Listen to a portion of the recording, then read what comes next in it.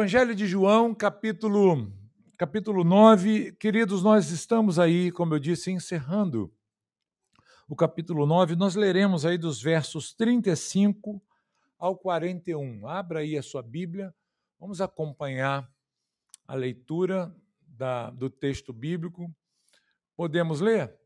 Diz assim, então, a palavra do Senhor. Eu vou ler aqui na versão NAA, a Nova Almeida atualizada, a versão que a gente tem procurado usar aqui agora, né, na nossa congregação. Diz assim, então: Jesus ouviu que eles tinham expulsado o homem. Ao encontrá-lo, perguntou: Você crê no Filho do Homem? Ele respondeu: Quem é, Senhor, para que eu creia nele? E Jesus lhe disse: Você já o tem visto, e é aquele que está falando com você. Então ele afirmou: Eu creio, Senhor, e o adorou. Jesus continuou: Eu vim a este mundo para juízo, a fim de que os que não veem vejam, e os que veem se tornem cegos. Alguns dos fariseus que estavam perto dele perguntaram-lhe: Por acaso também nós somos cegos?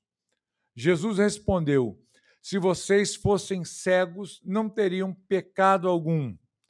Mas porque agora dizem, nós vemos, o pecado de vocês permanece. Amém. Então, até aí, queridos, o nosso texto. Irmãos, só para relembrar aqui, estamos finalizando o capítulo 9. E os irmãos devem se lembrar que todo o capítulo 9, ele caminha em torno da cura de um homem cego. Um homem que nasceu cego e, numa oportunidade, ele teve esse encontro especial com Jesus. Jesus, passando com seus discípulos, encontrou aquele homem e o curou.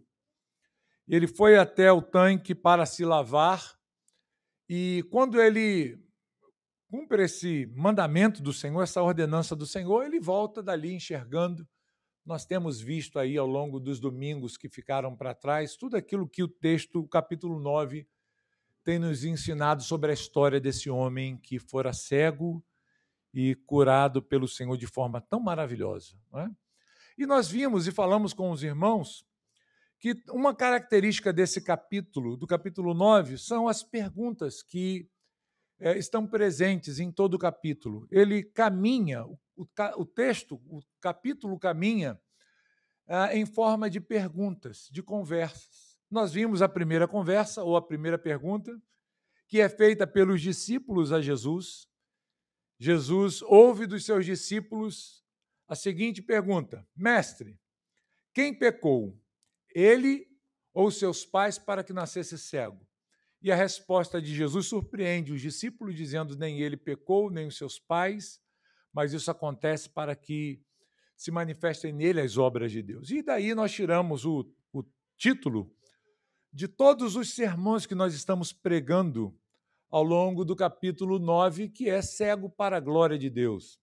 Aquele homem nasceu cego e havia um propósito naquela cegueira: glorificar a Deus. Às vezes a gente olha para as coisas ruins, difíceis que acontecem na vida, e nós ficamos perguntando por que Deus permite isso?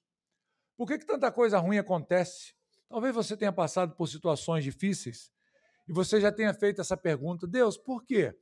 O Senhor, sendo um Deus amoroso, todo-poderoso, por que o Senhor me permite passar, ou permitiu que eu passasse por uma situação tão difícil como essa, tão terrível como eu tenho enfrentado? E essas perguntas surgem naturalmente à medida que nós vamos enfrentando as dificuldades e sem entender qual o propósito de tanto sofrimento no mundo. Mas uma das coisas que João procura nos mostrar aqui é que cada sofrimento, queridos, tem como objetivo final, último, mesmo que nós não consigamos entender a princípio, eles têm como alvo a glória de Deus, o nome de Deus ser glorificado. E é exatamente isso que acontece. A segunda parte desse capítulo, da mensagem que nós pregamos, fala da conversa que os vizinhos do cego tiveram com ele. Foram as perguntas do cego, dos vizinhos, né? Será que é ele mesmo? Não é? Eu acho que é, eu acho que não é. E o cego diz: não, sou eu mesmo. O homem diz: eu fui curado. E eles perguntam: como que isso acontece? Ele vai lá e explica. Na semana passada, nós tivemos aqui um texto um pouco mais longo. Vimos aqui uma perícope um pouco mais longa, aqui no capítulo 9, que foi um momento em que as perguntas ficam com os fariseus, que chamam o cego, ou o cego é levado até eles, e eles então começam a indagar o cego, fazendo perguntas a ele. Nós vimos tudo isso se desenvolvendo na mensagem anterior, até o momento em que, terminada esse confronto, o cego ele é expulso do convívio ali religioso, porque os fariseus fazem isso. Eles, percebendo que não conseguiam vencer os argumentos, eles começam a atacar o cego. E o texto da semana passada se encerra com a mesma declaração praticamente, ou pelo menos o mesmo pensamento que está presente lá no início do versículo, voltando àquela questão, quando os fariseus dizem: olha, você nasceu todo em pecado e quer nos ensinar, trazendo mais uma vez essa ideia de que a condição daquele homem estar cego ou ter nascido cego era por causa de um grave pecado cometido contra Deus. Bem, meus irmãos, e hoje, terminando aqui então o capítulo 9, essa última parte, essa última cena do capítulo 9, nós vamos encontrar mais perguntas. Na verdade, há 3 perguntas no texto. Se os irmãos olharem aí a passagem que nós lemos, os irmãos conseguirão identificar essas perguntas claramente, facilmente aí apresentadas. Primeiramente, Jesus é quem vai fazer essa pergunta. E todas as perguntas, as demais perguntas que surgem, e todo o desenrolar do texto, se dá por causa dessa pergunta que Jesus faz. Jesus percebe que esse homem havia sido banido da comunidade judaica do templo, ele é expulso dali pelos fariseus, e diz então o texto bíblico no versículo 35 que, ao ouvir que eles tinham expulsado o homem que fora cego, Jesus vai até ele. Jesus o encontra novamente. É o segundo encontro que nós temos no texto, né? O primeiro lá no início, introduzindo a história, mas agora Jesus vai de novo até esse homem, porque até então, queridos, ele não tinha ainda se encontrado com Jesus depois de ser curado. Lembre-se disso. Esse homem recebe uma ordem de Jesus, Jesus coloca lodo nos seus olhos, lembra? E o envia até o tanque de Siloé para se lavar. Esse homem sai dali sem ver o rosto de Jesus, sem saber quem ele é. E até então ele ainda não tinha visto Jesus fisicamente, né? E agora Jesus vai, ao perceber essa situação, o texto nos mostra aqui que Jesus vai até este homem e lhe faz uma pergunta. E essa pergunta aqui, queridos, é extremamente importante. Essa pergunta, ela não é apenas direcionada nessa noite para o cego aqui ou para o ex-cego do texto. Essa pergunta, ela é direcionada a cada um de nós aqui. Essa pergunta, ela deve ser respondida por você. Essa pergunta deve ser respondida por cada pessoa que acompanha essa exposição. Você crê no Filho do Homem? Essa é a pergunta que Jesus faz ao cego. Esse homem que havia sido banido e excluído do convívio religioso. E nós vimos na semana passada o que isso significava, quais implicações disso. Esse homem é desprezado, colocado de lado, mas Jesus, como nós veremos no capítulo seguinte, ele é o bom pastor. Como um bom pastor, ele vai atrás das suas ovelhas. Ele vai pastorear as suas ovelhas, ele vai cuidar das suas ovelhas. E este homem aqui é uma ovelha de Jesus. Esse homem, embora ele não tenha um conhecimento pleno de quem Jesus é, embora ele ainda não tenha uma compreensão plena a respeito de Jesus, mas pelo texto que nós estamos observando aqui, claramente nós percebemos, sim, ele é uma ovelha de Cristo, ele faz parte do povo de Deus, ele é um eleito de Deus, o Senhor o escolheu. Dentre tantos homens ali, dentre tantos religiosos, até intelectuais, capazes de compreender toda a sistematização da teologia da sua época, Jesus, ele mostra que aquele homem cego, desprezado, zombado e expulso pelos fariseus ali religiosos, ele é amado pelo Senhor. E Jesus vai atrás dele. Jesus, então, o encontra novamente. E lhe faz essa pergunta: você crê no Filho do Homem? A forma como essa pergunta aqui é construída, queridos, nos dá uma compreensão, como é colocado aqui, é que o que Jesus está fazendo aqui é um contraste entre a fé daqueles religiosos fariseus e a fé desse homem. Era como se Jesus estivesse dizendo para ele: você, diferente daqueles, ao contrário da posição desses outros homens, que não creem na minha mensagem, na mensagem do Filho do Homem, você é diferente, você crê? Você crê no Filho do Homem? Essa é a pergunta fundamental do nosso texto, queridos, e nós precisamos respondê-la hoje. Não é um texto difícil, não há dificuldades no texto para nós olharmos, mas nós só precisamos prestar atenção no que o texto está nos dizendo a respeito desta pergunta fundamental. Eu creio no Filho do Homem? Eu creio nesta figura messiânica apontada no texto? Ao olharmos para essa pergunta, nós percebemos, irmãos, que ainda faltava algo neste homem cego ou ex-cego. Embora ele tivesse recebido um grande milagre, embora ele tivesse recebido uma grande bênção da parte de Deus e tenha crescido teologicamente ao dizer Jesus é um profeta ou Jesus é de Deus, mas ele ainda não sabia exatamente quem era Jesus. Este homem ainda não era salvo. Para ser salvo é necessário crer no Filho do Homem. É preciso crer no Messias, é preciso confessar o Messias como Senhor e Salvador da sua vida.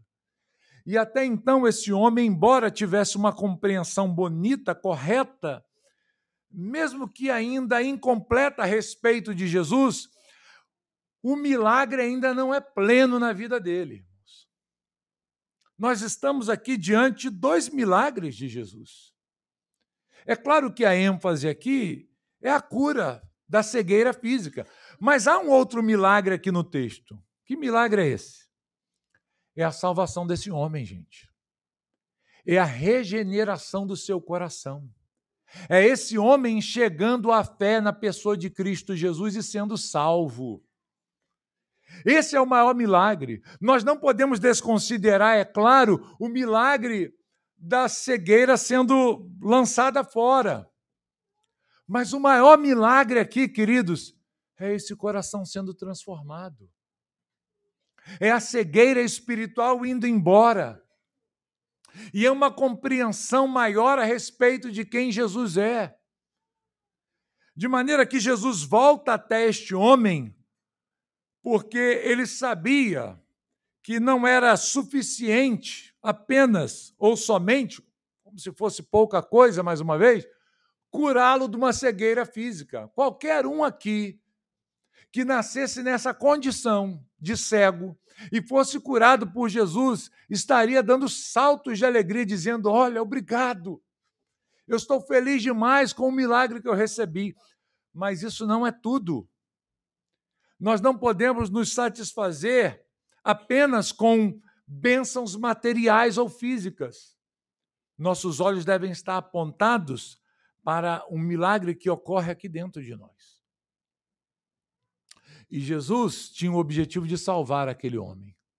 Então ele vai até este homem numa ocasião em que ele está colocado de lado e se apresenta para ele dizendo: você crê no Filho do Homem? E aqui a gente vê a necessidade exposta da fé em Jesus.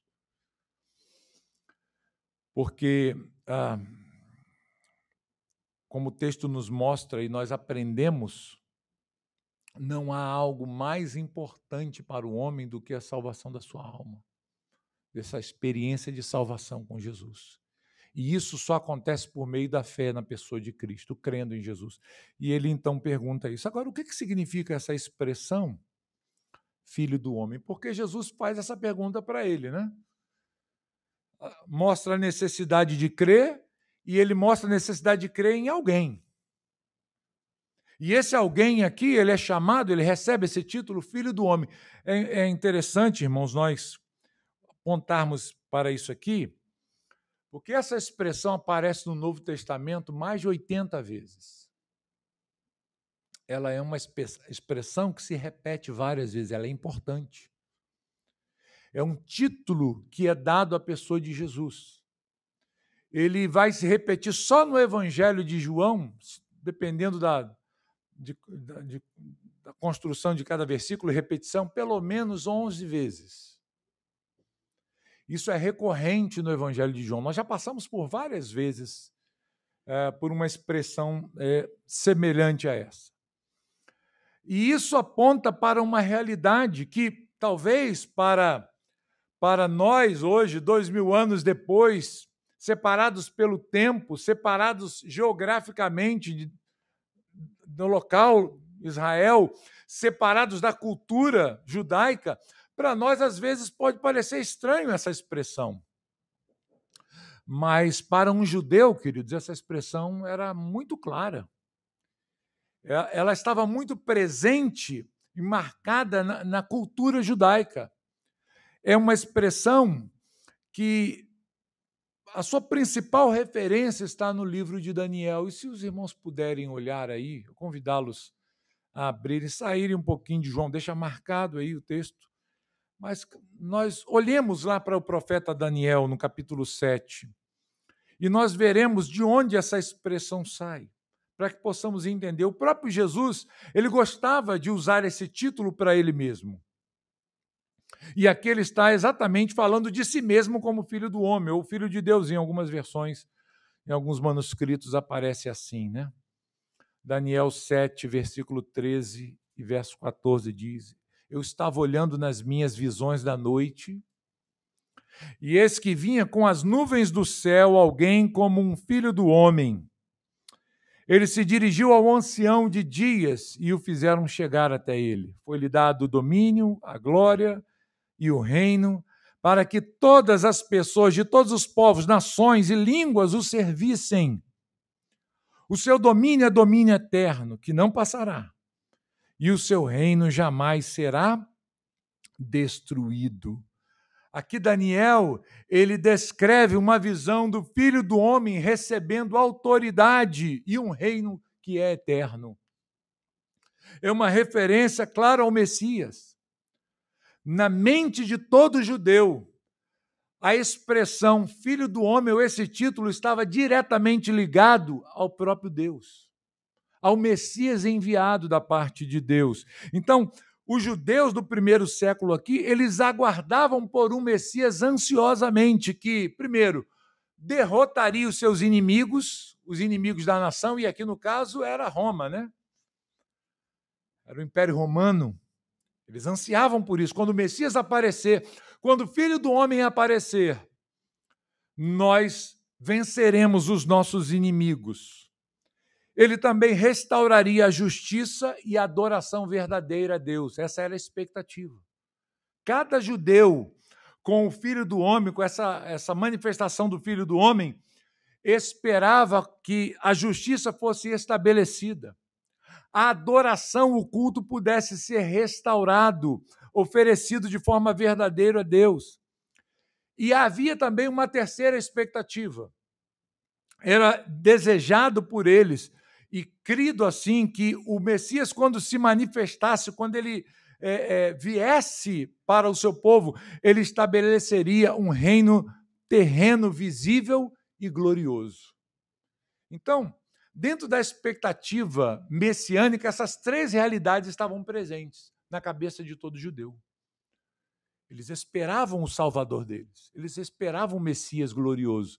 Eles, quando ouviam essa expressão, filho do homem, eles imediatamente remetiam às palavras do profeta Daniel. Deus enviará o seu ungido. Deus enviará o Messias a nós. E ele fará todas essas coisas. E é exatamente isso que Jesus pergunta para o cego. Você crê no Messias? Você crê no Cristo? Você crê no Filho de Deus? E diante dessa pergunta que Jesus faz, expressando a necessidade de se colocar e depositar a fé na pessoa de Cristo, do Messias, o cego responde. E aí nós encontramos a segunda pergunta do nosso texto nessa noite, que é uma pergunta que foi feita para responder a pergunta de Jesus. Ele responde com uma pergunta. Jesus diz: você crê no Filho do Homem? E o cego, ou aquele homem que fora cego, responde imediatamente com uma outra pergunta, dizendo: Senhor, quem é ele para que eu possa crer? Eu não conheço, eu sei que ele virá, eu sei que ele aparecerá, e quando ele aparecer, coisas grandiosas irão acontecer, nós estaremos numa condição totalmente diferente, nós seremos salvos, mas eu não sei. Quem é o Messias? Quem é o Cristo? Quem é esse Salvador? Cadê o Filho do Homem? Eu passei a minha vida inteira cego, mas mesmo sendo cego, eu nunca ouvi ninguém dizendo: o Messias chegou. O Filho do Homem apareceu. Não. Eu tenho escutado acerca dessa esperança, mas eu até agora não ouvi, literalmente, né? E nem ouvi a respeito da sua chegada. Quem ele é? Se ele já surgiu, então me mostre, fale para mim quem ele é, para que eu possa crer nele. E crer aqui é colocar, irmãos, toda a confiança, toda a esperança, toda aquela expectativa, toda aquela ansiedade boa na chegada do Messias, para que eu possa colocar nele a minha confiança, a minha esperança, para que eu o conheça. Diga quem é. E aí Jesus se revela ao homem, queridos. É provável aqui que nessa conversa esse homem não soubesse ainda que Jesus era aquele que havia curado. Como eu disse para os irmãos, ele sai dali cego para se lavar e depois ele se encontra com Jesus, né? Então, é provável que quando essa conversa se inicia, aquele cego não soubesse quem era o homem que estava diante dele fazendo aquelas perguntas. Bem, algumas pessoas dizem que quando uma pessoa ela tem uma certa deficiência, ela, de certa forma, ela tem outros sentidos mais aguçados, né? Eu me lembro de um rapazinho cego que eu conheço, que há muito tempo eu não o encontro, mas eu lembro que da última vez que eu falei com ele, ele me reconheceu pela voz depois de muito tempo. Pastor Marcos. Falei, sou eu mesmo. Sou eu mesmo. E eu fiquei perguntando, rapaz, como é que você reconheceu? Ele falou, pastor, eu estou treinando meu ouvido. Eu não tenho mais visão, mas eu estou aqui com o meu ouvido ligado. E eu procuro guardar muito bem as vozes, né, que estão ao meu redor. E a voz do Senhor marcou, ficou conhecida, né?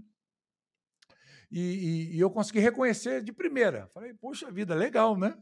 Bacana. Talvez, é possível que esse homem tenha, pela fala de Jesus, o reconhecido como aquele que falou anteriormente com ele. Vai lá e se lave.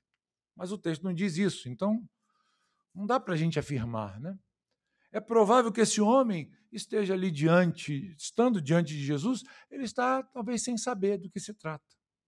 E Jesus diz, você crê no Filho do Homem? Senhor, quem é ele? Para que eu possa crer, eu não sei ainda, mas eu quero saber quem ele é. E aí Jesus se revela, irmãos. E Jesus se revela de forma maravilhosa, né? Jesus diz, olha, esse homem o Filho do Homem, o Deus encarnado, o próprio Deus, o Salvador, é esse que você acaba de ver, que fala com você agora. Você está diante dele. Você está vendo o Messias Salvador. Irmão, você já imaginou o choque desse homem?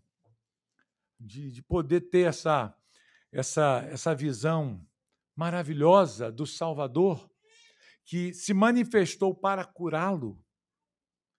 Ele que saiu de um confronto terrível com os fariseus, debaixo da ira desses homens, agora está sob os olhos amorosos de Jesus. O falar doce de Jesus sobre ele, dizendo, sou eu sou o Messias, eu sou o Cristo. É interessante porque aqui, meus irmãos, Jesus se revela diretamente, não é? Para poucas pessoas Jesus fez isso, mas para este cego, ele fala isso abertamente. Nós vimos sobre a mulher samaritana no poço de Jacó, Jesus não se revela para ela dessa forma. Mas para este homem aqui, Jesus não dá rodeios, né? Ele não se esquiva, ele diretamente, frente a frente, diz, você está diante do Messias. Você está diante daquela figura profetizada por Daniel, aquele que se achegou ao ancião de dias e recebeu dele autoridade, recebeu dele um reino e recebeu dele poder. Você está diante do próprio Deus. Qual é, queridos, a reação desse homem? Qual é a resposta que esse homem dá a Jesus diante dessa revelação? O texto vai nos dizer, versículo 38 diz, então ele afirmou, eu creio, Senhor, e o adorou. Qual é a resposta, queridos, que Deus espera que nós apresentemos diante de uma revelação de quem Ele é? Incredulidade? Rejeição? Dureza de coração? Obstinação? Como os fariseus aqui do texto fizeram? Será que esta é a resposta esperada por Jesus da nossa parte? Não. Ele espera que nós tenhamos a mesma postura que este homem cego de nascença teve ao falar diretamente com o Senhor e ouvir dele, eu sou o Filho do Homem que vocês esperam, eu sou o Messias. A você está sendo revelado isso. Esse homem, na mesma hora, ele não fica pensando, ele não para, né? Coloca a mão no queixo e fica pensando, será? E agora? O que eu faço? Você me pegou de surpresa. Não esperava. Eu tenho que pensar um pouquinho. Eu tenho que tomar agora uma decisão, mas eu não estou muito pronto para isso. Irmãos, imediatamente esse homem faz aquilo que não é visto nos fariseus a história toda. Ao longo de todo o Evangelho de João até aqui, esse homem faz aquilo que os homens religiosos resistem em fazer a história inteira, em se dobrar diante do Senhor, em declarar, eu creio que tu és o Filho de Deus. Eu creio que tu és o Messias. Eu creio que tu és o Salvador. E aqui, queridos, há um complemento que João faz aqui a respeito dessa resposta. Ele não apenas declara com suas palavras que ele cria, ele não apenas rende a sua confissão, a sua fé ao Senhor diante do que ele está ouvindo, mas ele também o adora. Ele também oferece a Deus, a Jesus, a sua adoração. Isso aqui é muito importante no texto. Porque esse homem era judeu, gente. Até que esse homem soubesse quem Jesus era, ele não teve a ousadia ou a coragem de fazer o que ele fez aqui. Quando perguntaram para ele, o que você pensa a respeito de Jesus? O que ele diz? É um profeta. Ok. Isso desperta a fúria dos judeus, mas ele está sendo precavido. Ele está não se abrindo totalmente a este desconhecido. Ele sabe, o que ele fez é algo que é típico de um profeta fazer. Numa segunda indagação, ele diz: este homem é de Deus, porque ninguém pode fazer o que ele fez se Deus não for com ele. Mas ele tem pecado. Olha, se ele é pecador, se não é, eu não sei. Eu sei que eu era cego e agora eu estou vendo, né? Mas agora, quando esse homem ouve de Jesus: eu sou o filho do homem. O filho do homem está diante de você. Esse homem diz: eu creio e o adora. Sendo um judeu, mesmo que não formado teologicamente nas melhores escolas judaicas da época, ele não adoraria um mero homem.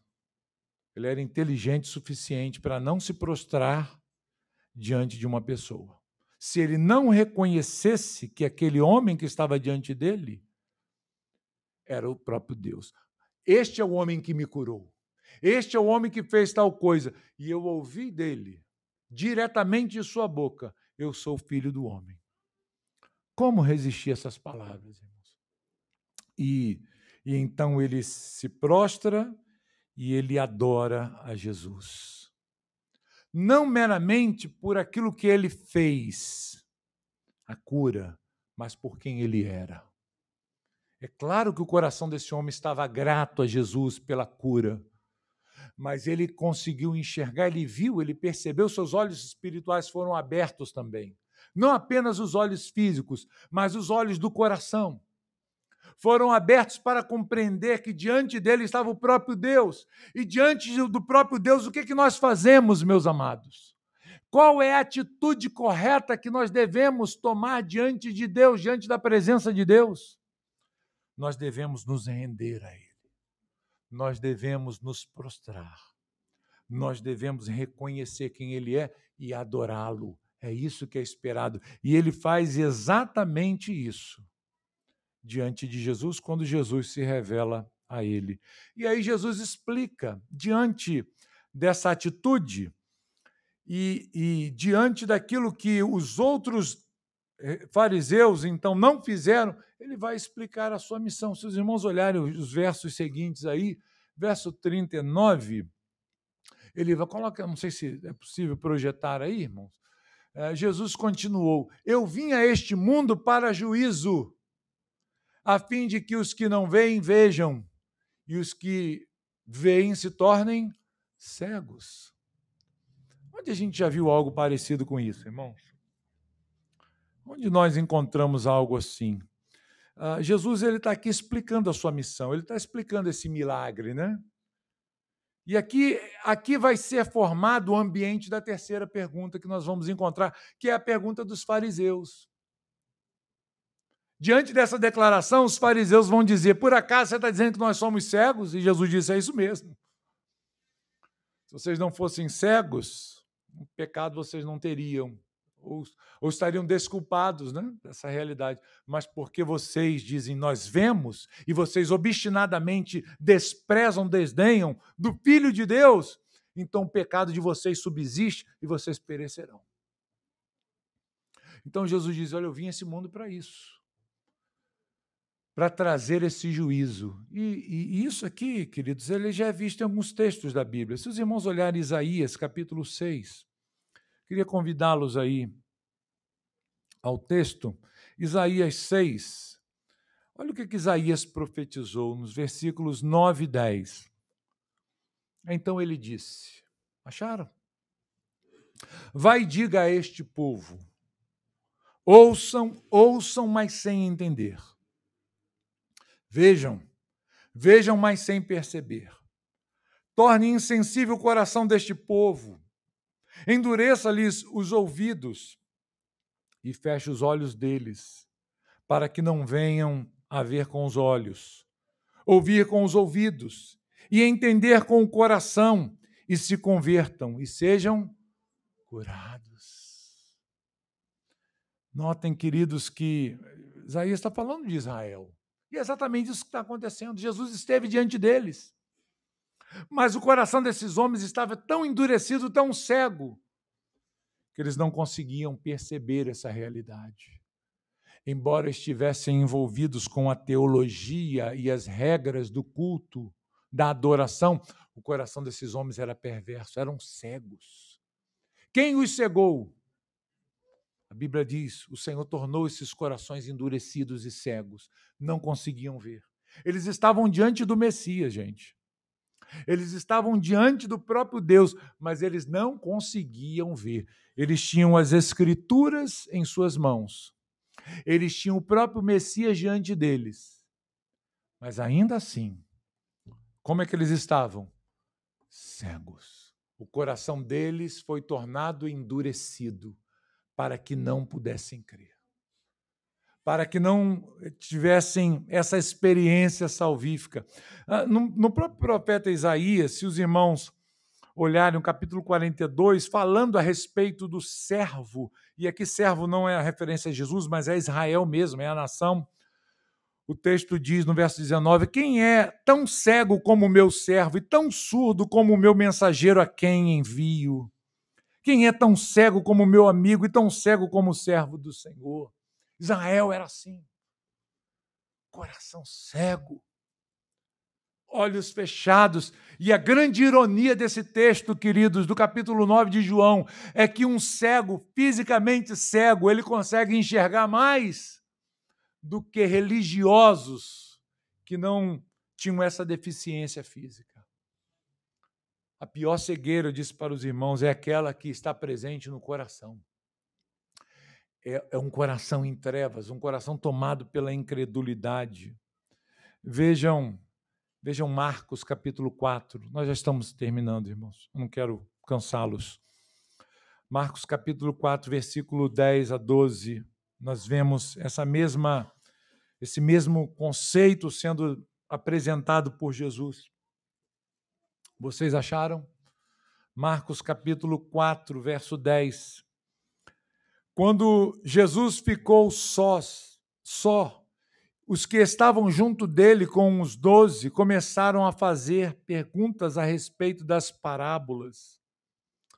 Jesus disse a eles, a vocês é dado conhecer o mistério do reino de Deus, mas aos de fora tudo se ensina por meio de parábolas.